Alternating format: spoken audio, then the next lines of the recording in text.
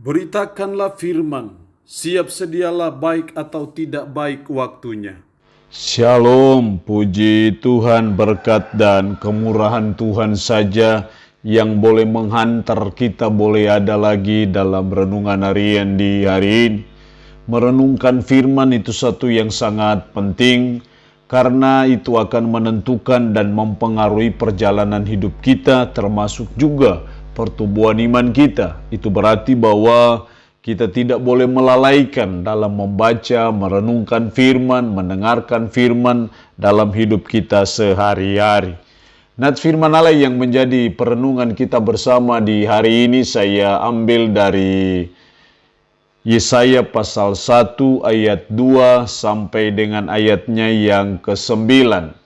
Secara khusus saya akan baca ayat 4 sampai dengan ayatnya yang ke-5. Demikian firman-Nya, celakalah bangsa yang berdosa, kaum yang syarat dengan kesalahan, keturunan yang jahat-jahat, anak-anak yang berlaku buruk, mereka meninggalkan Tuhan, menista yang maha kudus Allah Israel dan berpaling membelakangi Dia.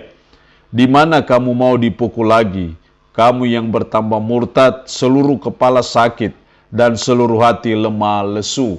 Demikian sabda firman-Nya di hari ini yang mengajar dan menasihati kita konsekuensi dosa. Saya percaya dosa selalu membawa konsekuensi yang serius, yang sangat fatal dalam kehidupan kita secara pribadi, tapi juga dalam kehidupan kita secara berbangsa dan bernegara. Itu akan menentukan kehidupan kita, tapi juga kehidupan bangsa kita. Ayat 4 berkata, celakalah bangsa yang berdosa, kaum yang syarat dengan kesalahan. Artinya bahwa ada celaka, ada suatu penghukuman sebagai akibat dari dosa. Itu yang saya sebut sebagai konsekuensi dosa. Dosa selalu mendatangkan hukuman bagi kita. Karena itu sebagai umat, sebagai orang percaya, mari kita selalu menghindari itu. Kita belajar untuk mentaati firman dalam perjalanan kehidupan kita sehingga kita tidak mengalami celaka, tidak mengalami penghukuman, tidak mengalami konsekuensi dari dosa itu. Apa yang membuat bangsa Israel akhirnya mereka menjadi bangsa yang akhirnya kena celaka juga, kena hukuman Tuhan juga. Yang karena mereka syarat dengan kesalahan, mereka berbuat kejahatan di mata Tuhan. Ada dua kejahatan yang dilakukan oleh umat Israel yang membuat mereka semakin syarat dengan kesalahan mereka. Yang pertama dalam ayat 2, dengarlah hai langit dan perhatikanlah hai bumi. Sebab Tuhan berfirman, aku membesarkan anak-anak dan mengasuhnya, tetapi mereka memberontak terhadap aku. Mereka memberontak terhadap aku. Hal yang pertama yang dilakukan oleh umat Israel sehingga akhirnya mereka mengalami konsekuensi dari dosa itu adalah mereka memberontak terhadap Tuhan. Dalam bentuk apa mereka memberontak terhadap Tuhan? Mereka meninggalkan Tuhan. Padahal Tuhan di sini sudah membesarkan mereka, sudah mengasuh mereka. Ibarat orang tua sudah membesarkan anak, sudah mengasuh anak-anak. Tetapi anak-anak ini justru memberontak. Itulah yang dilakukan oleh umat Israel pada waktu itu. Karena itu mereka mengalami celaka.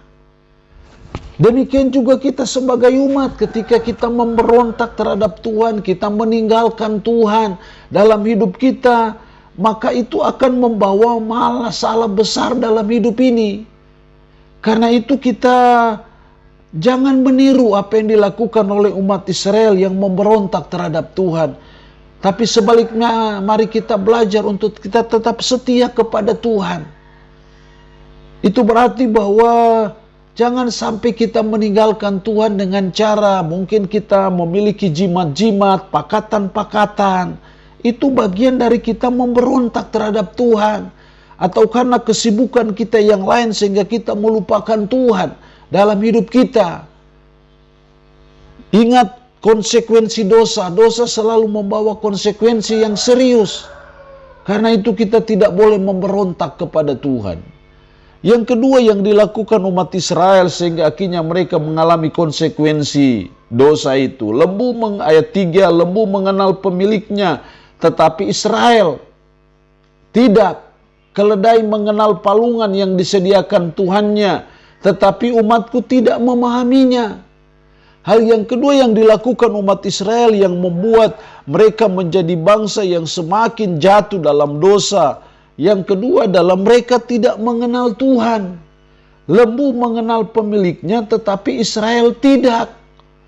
Jadi mereka tidak mau mengenal Tuhan. Ini yang menjadi sesuatu yang sangat fatal dalam kehidupan mereka sehingga mereka mengalami konsekuensi. Ada penghukuman Tuhan sekalipun mereka adalah umat pilihan Tuhan, tapi tidak berarti bahwa Tuhan bisa kompromi dengan dosa ataupun kesalahan umat. Mereka tidak mengenal Tuhan. Karena dosa-dosa mereka, akhirnya mereka semakin jahat, semakin kacau, semakin rusak. Tidak mengenal Tuhan. Kita pun bisa seperti itu.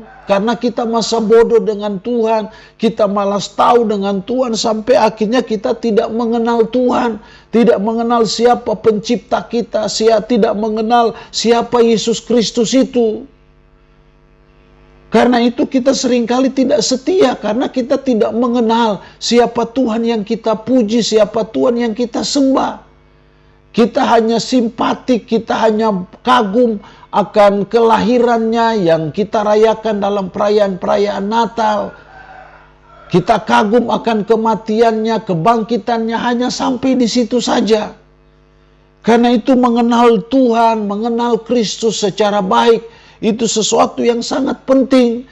Karena itu menolong kita untuk kita tidak menjadi kaum yang syarat dengan dosa, keturunan yang jahat. Karena ketika kita berbuat halal itu pasti akan ada konsekuensi yang serius, yang sangat fatal dalam hidup kita. Jadi mari kita ada di minggu-minggu Adventus, minggu-minggu penantian, tapi juga minggu-minggu perenungan, minggu-minggu evaluasi diri, diagnosa diri. Kalau kita selama ini tidak mengenal Tuhan dengan baik, dengan benar, mari kita mulai berkomitmen, saya mau mengenal Tuhan secara baik. Saya mau membaca firman-Nya, merenungkan firman-Nya, beribadah kepadanya, berdoa kepadanya, sehingga saya bisa mengenal Tuhan secara pribadi, mengenal dengan baik siapa Tuhan yang saya sembah.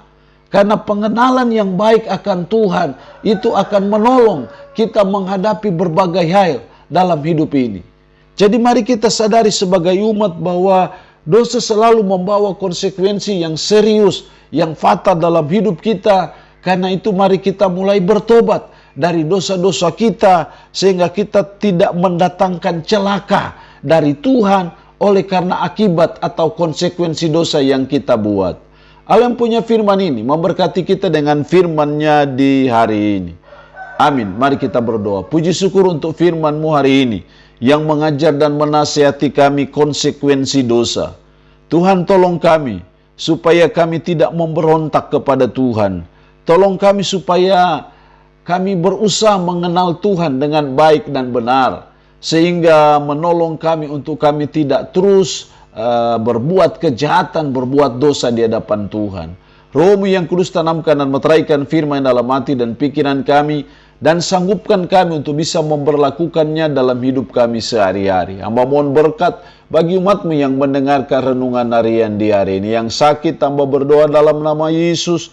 Tuhan lawat, Tuhan jamah, Tuhan sembuhkan dari sakit penyakit yang diderita. Terpujilah nama-Mu Tuhan. Dalam nama Tuhan Yesus Kristus kami berdoa. Amin. Shalom. Tuhan Yesus memberkati kita dengan firman-Nya di hari ini.